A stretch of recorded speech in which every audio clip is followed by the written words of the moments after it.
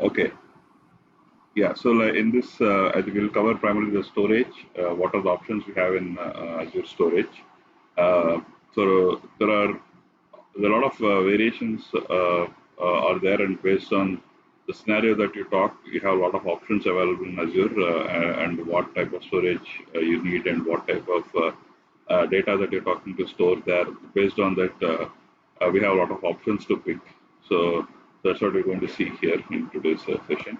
So the storage, if you look at, there are a lot of, it is, I mean, generally like any other cloud vendor, AWS or Google or whatever. So Microsoft also has spent, initially they started with storage as the first service, and that's where after that they expanded on other products.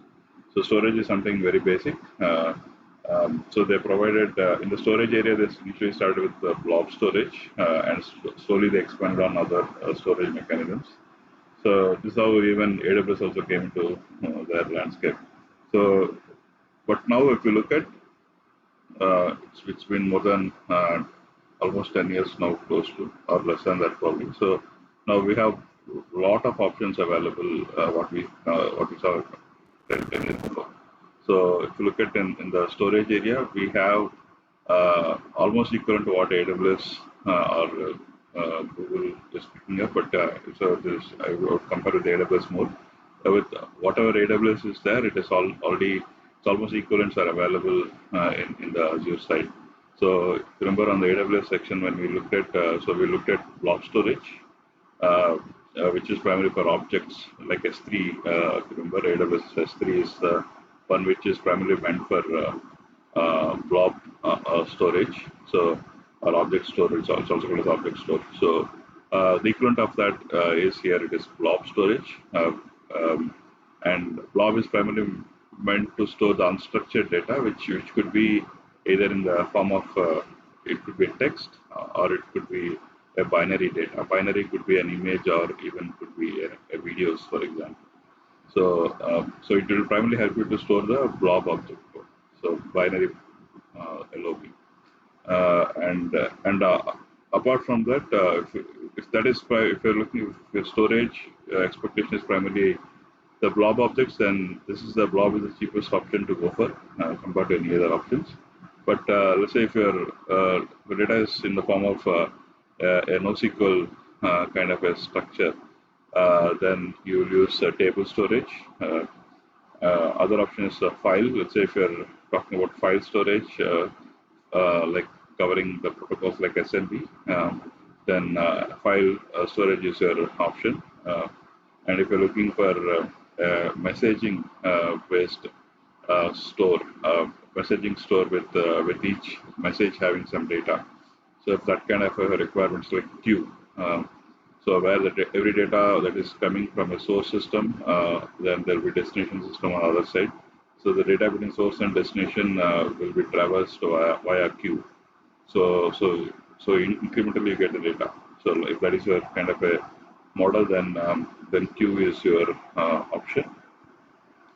And if you're looking for disk, where you want like a hard disk, so then you have a disk storage. So these are the options that you have. So based on your requirement, you need to pick and choose. If your requirement is a pure text-based file transfer, then Azure file storage is a solution.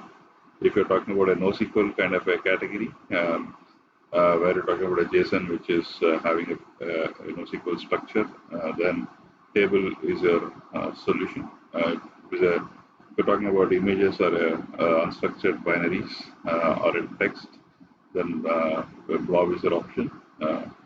And if you're talking about just a hard disk with storage, then it is a disk. And of course, the queuing is a different category, but it is also coming into storage, where there are two parties involved and they want to transfer data asynchronously between these two source and destinations in the form of messages. Then queue is a solution. So the queue is something a bit odd in this category, but yeah, it is. But it is also a mechanism where you want to transfer the data. It's one of the mechanisms where you transfer the data. Right. So And like any other cloud vendors, the Azure Storage also offers you the durability where you can trust with because Azure gives you an SLAs for the data that is being stored in the cloud.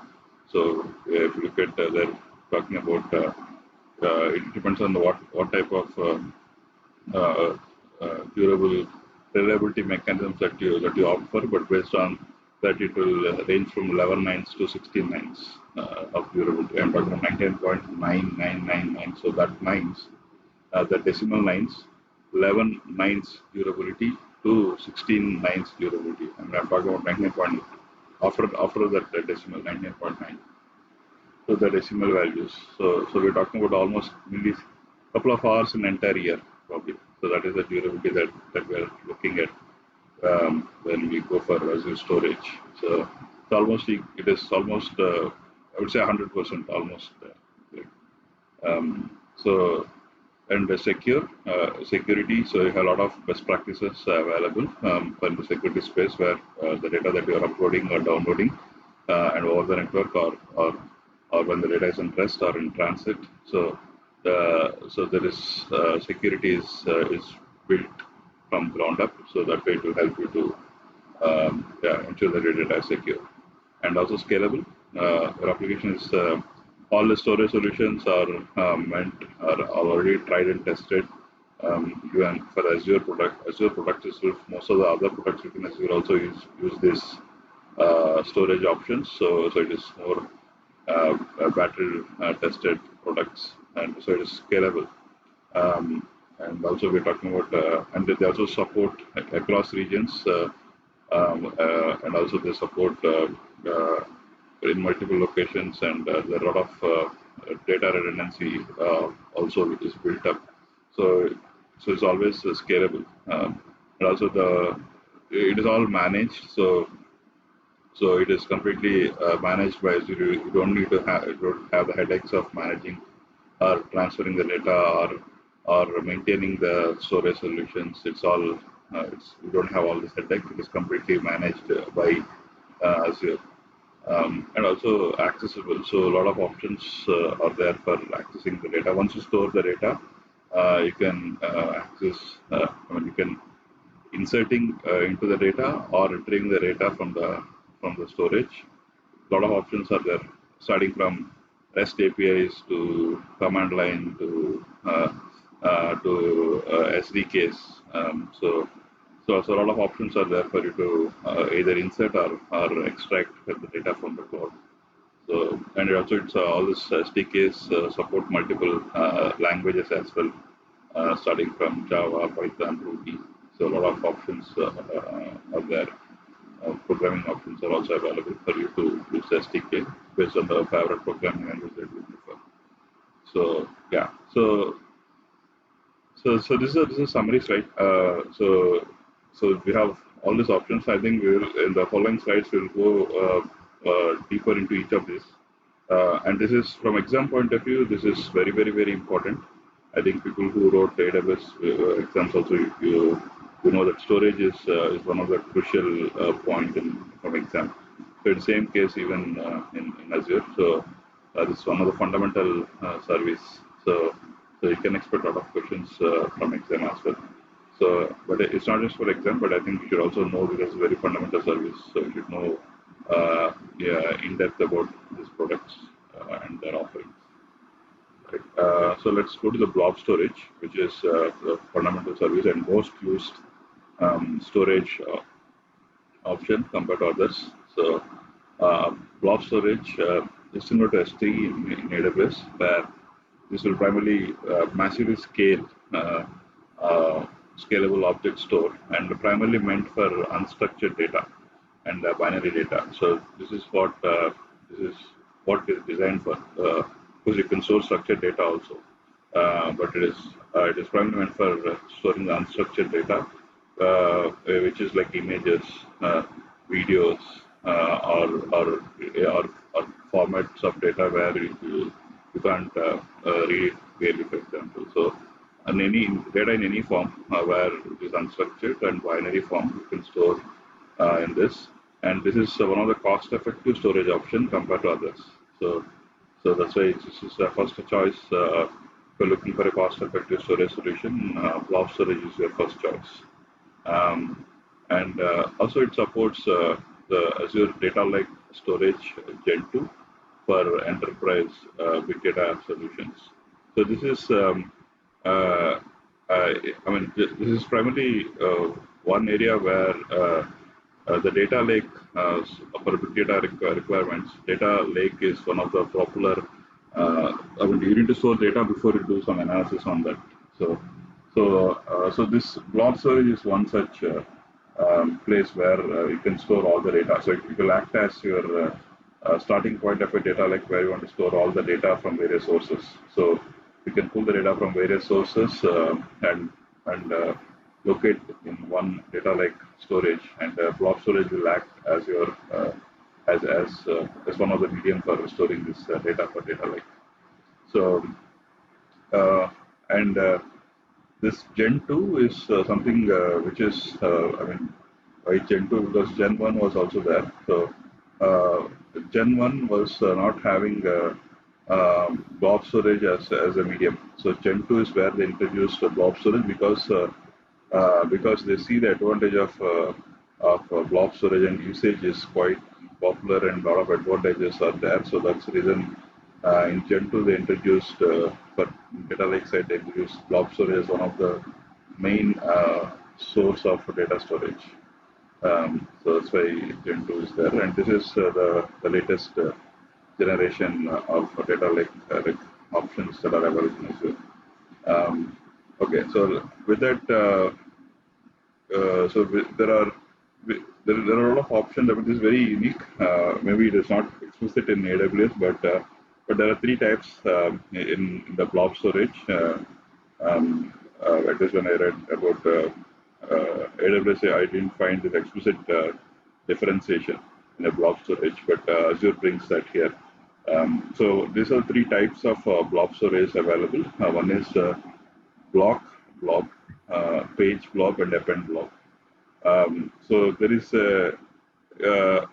I mean, you're talking about storing the unstructured data, but the unstructured data, your scenario will vary based on how you use it. For example, if you're looking for a log-based storage, I mean, log is also unstructured data, like application logs, for example. There's also one form of unstructured data. So generally the log files, right? So it will append over the end of every file, right? I mean, you have day one, you have one log file covering 10 lines. The next day, it will start from 11th line, right? So it is getting appended at the end of every log file. So the content is getting appended at the end of every file. So that is one use case where it is always good to use an append blob in that case, where it is because it is meant to optimize for append operations. So that's where it's a perfect use case for storing the logs. And generally, so that is one very popular use case where if you're looking for storing the log as your unstructured data, then always pick append blob. But if that is log is not your use case, but let's say you're talking about normal simple files and images, then most of the use cases will be supported by this blob. Blob is primarily meant for storing blobs and text, and it can store up to 4.75 terabytes of data. And there is a preview now where they increased probably because of the competition. This 4.75 terabytes I'm talking about. So this itself is like the max storage that was there as of today. But they Azure they increased that 4.75 to almost 200 terabytes, 190.7 terabytes. And this is, of course, in preview stage. It is not live yet, but anything in preview will go to live very soon. So almost you can say that now blob storage, we can have a max limit of 190 terabytes. So it is way huge than what AWS offers. So you can store when we can. So that is a max limit. I mean, every product in the cloud has a max limit.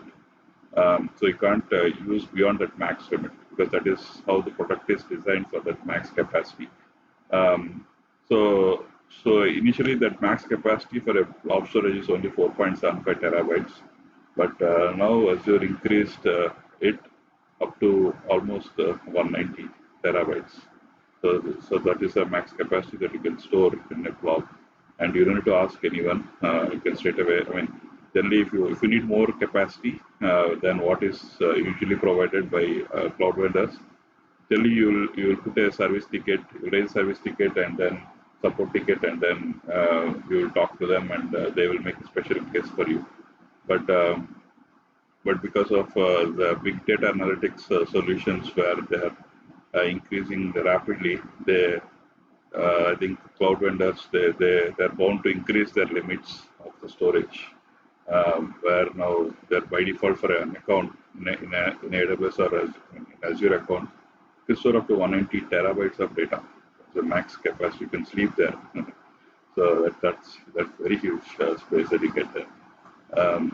And of course, it comes with a cost. It's not free, but also there is increased that cap. I mean, otherwise, if you don't have this capacity, you need to store. If you have requirements of having, let's say, you're doing some big data analysis or solutions, where you need to store a lot of data. So you need to store that in multiple accounts because of this cap. But now within one account, you can store everything. So that is the advantage in this. But it's a very huge number compared to any other cloud vendors in the market now. And page blob. So page blob is primarily meant for storing the VHD images of VMs. So this is not meant for the typical blob or text files. We're talking about images, backup images of your virtual machines. So or hard disks. So it is meant for it's come under category of random access files. So you can store the random access files, which means we're talking about the VM backup images or hard disk images. So you can store all those stuff. So if that is a requirement, then use page blob, not block or append. Yeah, then so you have up to 8 TB of go up to max of 8 TB in an account. That is a page blob, and of course append blob we just discussed. It is primarily to optimize primarily for append operations, which is best use case is storing the logs, which are like updated very frequently. So yeah, so that is where you want to store the logs. Then use append blobs, not others. So you have options and sub options in that. In options of storage you have a lot, but in that blob itself, you would say there are other options, and based on the use cases, you can pick which one you want, and each are meant or optimized for a specific activity. Right. Now let's look at the use cases. So sorry, there's a question. Shyam, I have a small question here. Yeah. There are two terminologies that I see here. One is 4.7 TIB and the other one is 8 TB. They are not the same, I believe, right? So what is the difference, or are they the same? Oh, that's even I didn't realize this. Yeah. Maybe that's a good question. Maybe I was checking. I'm very sure. TIB versus TB, right? Yeah. Seems there is a confusion between 1000 terabytes and 1024 gigabytes, 1000 gigabytes. So there is some problem. It's a different unit altogether. Yeah. Terabyte versus TB. TB byte. Yeah. TB byte is looks like it is it's a bigger. The terabyte is 1000 GB. So TB byte is 1024 into 4 bytes. So like 4028. 4048 bytes. Yeah. He has given a conversion, right? Like 0.9. 1 terabyte is 0.9095 TB. Yeah. Correct. TB is a bigger measure, and the difference is actually in terms of bytes. If we see, it is huge. Yeah. Correct. Okay, thanks. Yeah, usually when people sell the storage and market, right, like it is multiplied by 1000, but in binary, it should be 1024. That's the difference, I think. Yeah, that's true. Right. Yeah.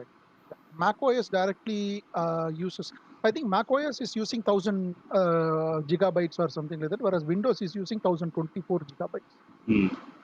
That is why I think Windows, they are using TIB, heavy byte. Okay. Heavy byte, yeah. That's good point. Even I didn't realize that. Yeah.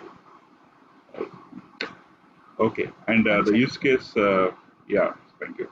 Then the use case is where is Blob Storage? What are the use cases? If you look at, they're primarily meant to serve the images or documents directly to a browser. If that is a use case, then is a perfect Blob Storage is a perfect fit. So where you're talking about content delivering. So we have some content in the website and static websites. If static website is a requirement where you just need to load some images and documents onto a browser, so then static websites perfect use case is Blob. Similarly, storing files for distributed access. I think it's more a big data kind of requirement where you want to distribute the files across various nodes in a big data kind of scenario. Then so for that case, distributed access, then Blob is a perfect use case. Of course, streaming video and audio, perfect use case. Writing the log files, then storing data, where especially we're talking about storing the backup files, restore files, then disaster recovery related content and archival. So all those things, then Blob is a perfect place. And also storing data for analysis, especially for on-premise or an Azure hosted service, where it's kind of a data like requirement, where you want to store the data for further analysis. So then it's for both for on-premise and also for another service for Azure. So in that case, you're looking for a place where you want to store data temporarily, then this is also for use case. And similar category, enterprise data lake for a big data analytics solution. So all these things, Blob is a perfect ideal storage mechanism. Right. Any questions here? Is this like S3 in AWS? Yes. Yeah. Okay. So yeah. So here, what are the resources for Blob Storage? So especially there are three types are there. So yeah, it's more about how you store the data. So yeah, you're storing the data, but how it is organized in Azure. So generally you will have an account. So you need to create an account. So which will be like unique namespace, something like this. You'll have blob.core.windows.net. So this is how your extension will be when you create a unique storage account. So this is the one which actually they didn't change this. For example, everything will have Azure.net, but here if you look at it, it's Windows.net. So if you remember, just to give the brief history, Azure was a name that was changed later. Initially, it was Windows Azure. Then it was changed to Microsoft Azure. So that's why the earlier versions of the products, they will have Windows.net as the domain names. But I think they didn't change this, at least for Blob. But the rest of us will have some references of Azure somewhere. But yeah, this is something which is retained the whole way. So, but anyway, so you'll have some blob.core.windows.net, and this is your unique namespace when you create. So this should be something unique in the entire storage accounts across the world. So this name should be unique. My storage account should be unique. And then once you create an account, then you create containers inside that account. So container is nothing but it organizes primarily. It's just like your directories or folders. So like buckets, that's what equivalent in S3. So you create S3 buckets. So the buckets here it's called as containers. So it's organized as the set of blobs like directories. Generally, the container names should be in lowercase. So these pictures or movies, for example, this is how you want to organize your content. So this should be always in the bucket names or directory names should be in the smaller case. Then finally your content, which is blob, the physical file. So this is generally a physical file, whether it be in a text file or a binary file, a JPEG or AVI or any other videos or whatever. So everything you can store here, and these blobs will again have this variation of could be this blob could be a block, whatever we saw before, the block dependent page blobs. So that when you create a blob, you need to mention that. So based on that, you will upload the files under that category, whether it's a block or append or a page blob. So this is how it is organized, the structure. You create an account and then you create directories and inside the physical files. Like how you organize in normal Windows also. So first you log in to Windows using some, I'm talking about laptop now. I'm just relating it. So you need to log in with some account with your laptop. Then you create a directory and put a file inside it. Similar analogy. Right, and then this is very common use case for data transfer to blob. Okay, I mean generally the use cases will be rather than creating a new content is good, but let's say you already have some data on premise, and how would you decide to migrate to cloud? Or you're already having this data in some other cloud vendor, and you want to bring them to Azure. So if those are very common use cases. So what options that Azure brings you to copy or do the data transfer to blob storage. So these are the options. A lot of options are there based on your use case you can pick. Now we're talking about migration. So how you migrate data from somewhere to blob storage in Azure. So for that, we have some of them the command line utilities. Some of them are .NET libraries, and some of them are file systems. Some of them are huge data transfer like Box. So we have a lot of options are there based on the type of data that we are talking about and how huge the data is. Based on that, you will pick. For example, if the file is just one file you want to transfer, you can directly use the portal itself. I mean the UI what we use Azure portal or UI. You can use that. But if one file or two files or 10 files, that's okay. But if we're talking about huge files to migrate, then manually doing that from a portal is not easy. So that's where this command line utilities will help you to do that. One is AZ copy. AZ copy is a command which will work fine, which comes as part of your .NET. Which comes as part of your Azure SDK. So you need to install this AZ copy command line tool, and which will work fine on both Windows and Linux operating systems and copies the data to and from the blob storage and also across containers and across storage accounts also. So it is not. It is also possible that you want to. There are very common requirements where you want to migrate the data from the various storage accounts into one account, or you want to consolidate your multiple accounts into one. So there also you need to copy. Right? So in all these cases, AZ copy is very common, like very handy, friendly tool. You don't have to install anything; it is there as part of your. Just probably install your CLI command. So that's all. So which is anyway required when you're working with Azure. So CLI is the best. You will day in day out, most probably you use a CLI.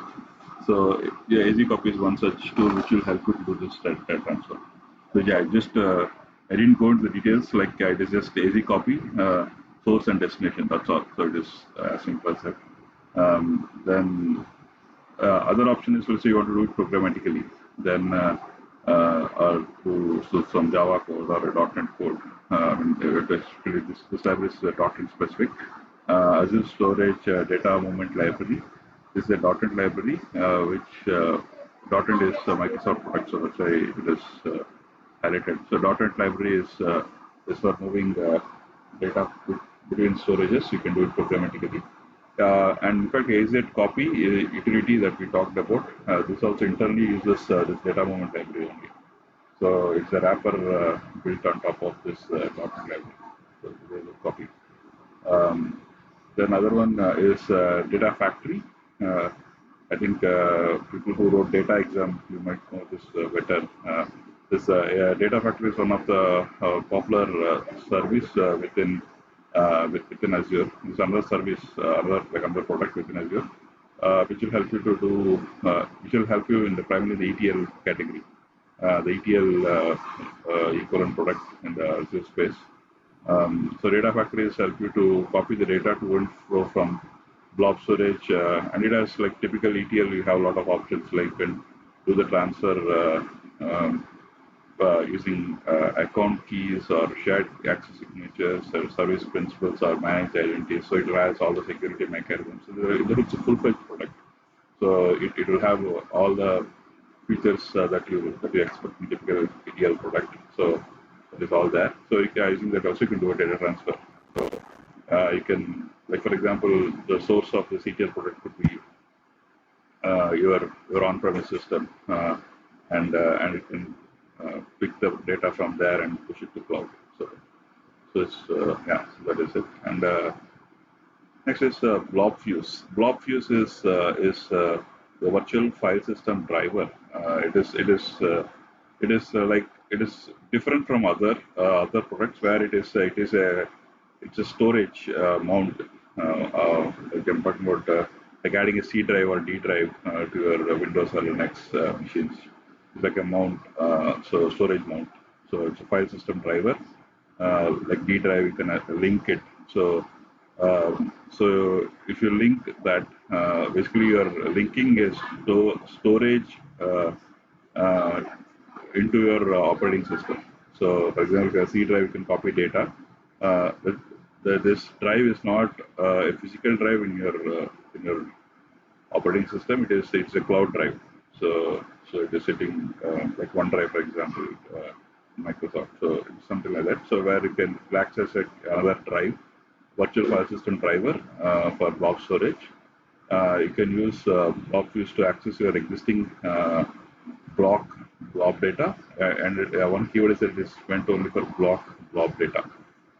So where you can store primarily the typical files that you store in typical machine, images, videos, so all this blob data is what you can store, and meant through Linux file system. It's another thing is it's meant primarily for Linux file system only.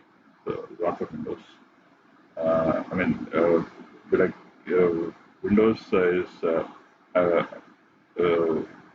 one difference. What I'm seeing is in Azure they're investing a lot on Linux now because I read an article some time back that 60% of their revenue is all coming from 60% is all coming from Linux operating systems rather than Windows.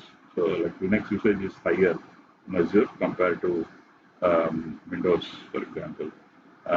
But yeah, so they are now investing a lot on Linux and Linux support and Linux, because that's where there are more revenue generation that they're getting. So they're investing a lot on Linux now. But it is not the case before. I mean, Windows and Linux is always there's a fight. But now after Azure came, Microsoft has become more Linux friendly. So which is a very big shift from Microsoft side, and after Nadella came. So and yeah, this data box, this is another tool. This is also a full-fledged product like Data Factory. Data box is one difference is from the name, so we can see it's a data box. So we're talking about huge data. We're talking petabytes of data where you want to transfer it. It is physically, realistically, it is not possible to do the transfer over the wire. So you need petabytes of data over the network. If you transfer, it will take like months. So for such kind of requirements where you have huge volumes of data and then you want to migrate it to blob storage, so you get big boxes like a CPU window, like desktop CPU boxes bigger than that. So Microsoft will send that boxes to your data centers. They ship it and you'll receive it, and then you'll do the copy from your data centers to these boxes, and then you ship it back to Microsoft, and Microsoft will load that. So it's basically it's not real time; it's manual, where Microsoft will ship the boxes and you copy it, and then you ship it back to Microsoft, and Microsoft will load it to their data centers. So, but the advantage here is it is. I mean, this will address. You don't have to worry about your network. You don't need to worry about transferring the data over the wire and monitoring it. You don't need to do all these things because it is like you're not relying on the internet itself for this. It is like physically you are shipping it, and it is all in your local network. You are doing the copy, and then you are shipping it, and then Microsoft is copying the data back to cloud. So it is like it's all secured compared to others. But yeah, this makes sense only if you have huge petabytes of data where it is very unrealistic to transfer them over the wire. So that is your use case. Then DataBox is your story. So and here there are a lot of variations are there in DataBox, like you have DataBox disk, Azure DataBox, and DataBox heavy devices. So these are the variations in the same category, but each of them will have it's something simple, medium, complex kind of a scenarios here. So if you remember in AWS, there is equivalent snowmobile. So snowmobile devices is equivalent to this. Like you get physical boxes of snowmobile device to your AWS, from AWS you get it. And the last one is like we're talking about a big truck will come to your data center and you copy it, and then the truck will take the data back. So similar to that. Yes, Shyam. Yes. We remember you mentioned about it. Yeah. So so a sequence of that in the Azure side. Yeah. And then next is the import export service. Here, again, it is similar to AZ copy at that level. Not talking about bigger data here, but yeah, it is. Initially, this is before AZ copy, export import was mostly used, but I think AZ copy replaced more or less this tool. The advantage is that AZ copy is more faster than this, but it's still also there. Like it is, now they improved on this to probably take care of the larger volumes now. Initially, this was the only solution, but now it is like how they organize it is AZ copies for small to medium data set. Here we're talking about large volumes, but not to the levels of Azure Databox, but comparatively larger data volumes. So that's where they improved this product now. This is primarily meant to import large volumes of data to and from the storage using drives. So it's based on hard drives based category. So you can export the data to hard disk, hard drives. If you have external hard drives, you can bring that and copy to hard drives, and then move the hard drives and then import it back. So such kind of a category, but not to the level of DataBox. Yeah. So that's about this data migration side. How you bring data to blob storage. This is very fundamental because these are the most common use cases that you see in real life where anyone wants to move the data to cloud. Then based on the size of data and is it incremental or one time or based on the use cases, you can pick one of them. Just coming back, this access types, I think this also we saw in the AWS equivalent. So, if you look at here, we have three options in access type: hot, cool, and archive. So it is all about how frequently you access the data and when you need it. So based on that, you have cost advantages. So if you're looking for a data where you never use that or you rarely use that, but for such kind of requirement, then your normal storage will be costlier option. So you're talking about the 5 years old data, but you want to maintain it for your audit purposes or any other reasons. So you rarely use that data for anything.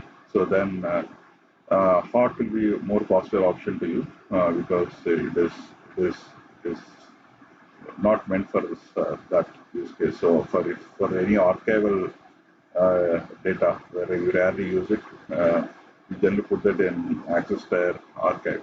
So so so here rarely used and here you need to store at least 180 days. So that is so basically you need to if that is your use case where you need to minimum store it for 180 days. Otherwise, this archive is yeah.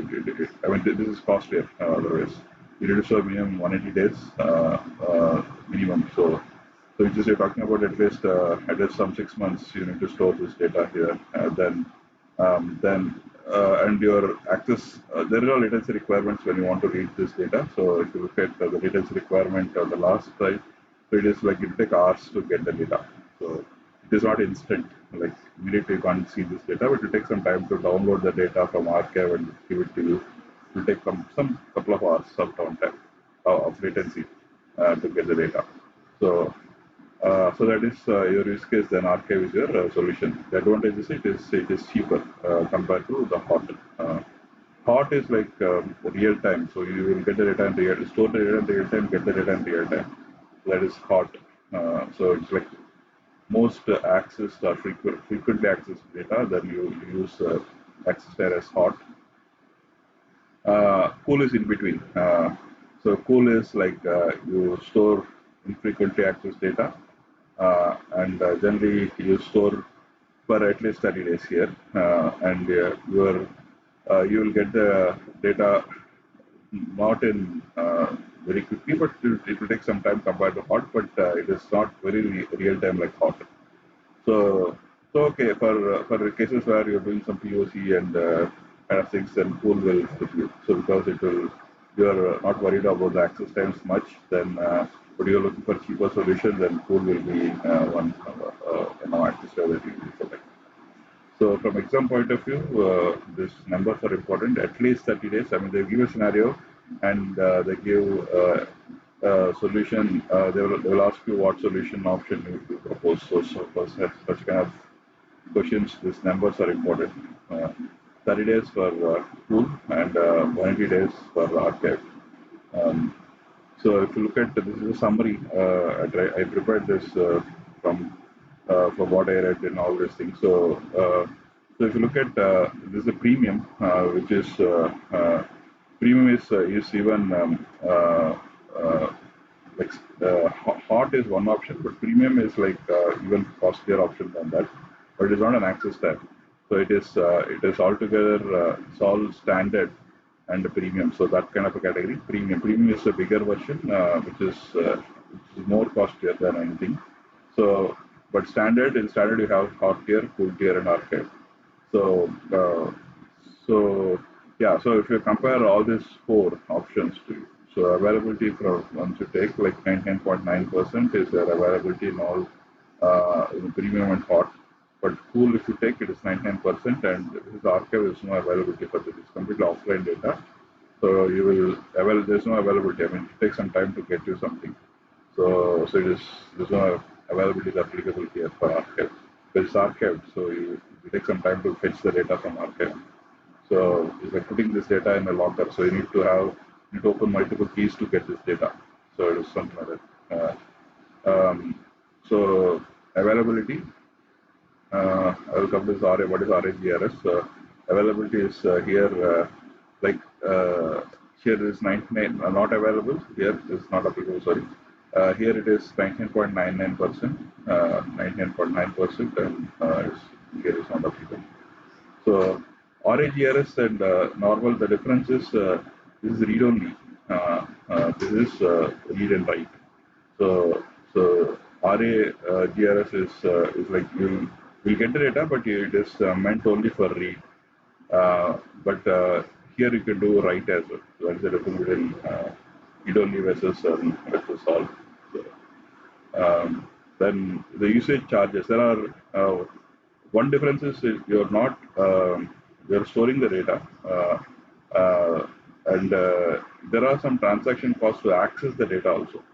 So storage is one, but accessing also there are costs involved.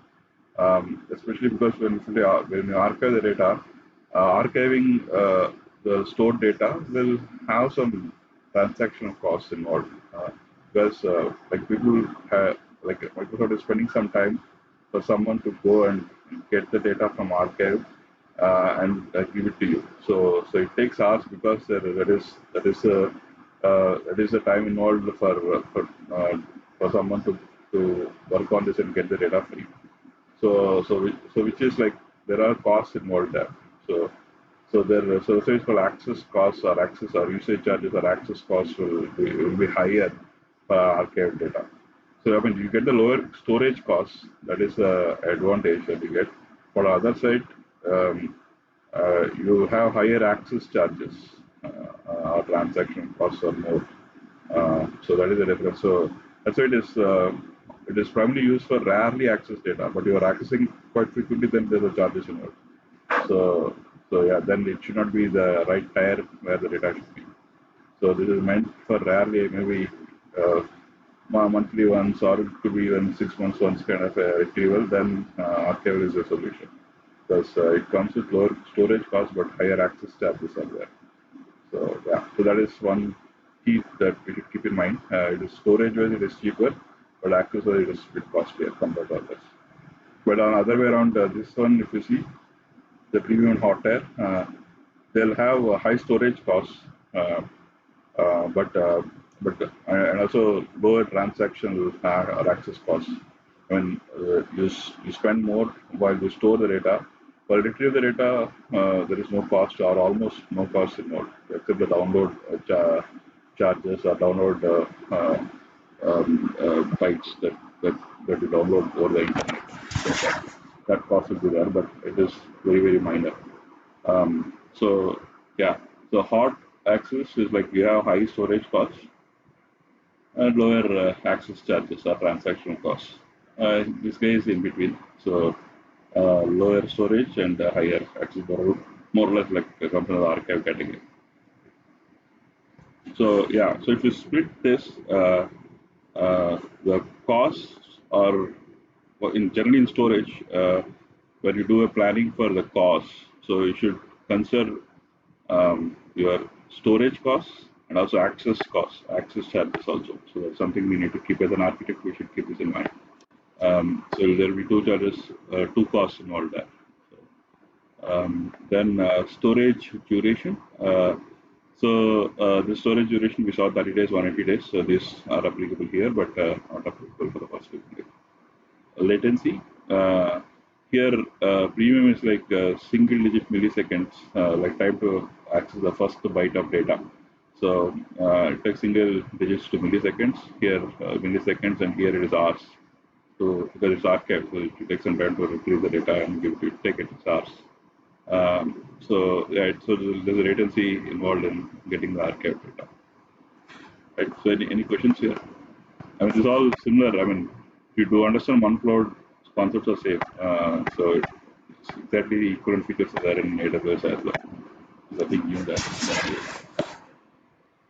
Just that names are here, hot, cool, archive. That's any questions? Okay. So that's about. Shyam, you want to give the control to CRB and then take some break in between for a throat, or you want to finish? No, yeah, I can take a break here. It's a good idea. Actually, I think we logically completed that section. I have to go to the demo part. Maybe I will do after the CRB completes. Yeah, Sure. so Yeah. that will be a good leg way. Yeah, thanks, man. Yeah. Thanks. Okay, I'm stopping my sharing. Want to share anything? Yeah, I'll try to share. I won't take much time, so let me go through this. and you have to help me So, out with the presentation. I have to start presenting. Okay. So sorry, Srini, you were about to say something. Please go ahead. no, actually, you figure out the nitty-gritties of the sharing, but what I was Yeah, trying to tell this forum is like what Sham is doing. This is what I was doing probably a year before. Started a YouTube channel and started providing content to it and so on. And the more we started, when I started, I did never know that I could able to do it. It was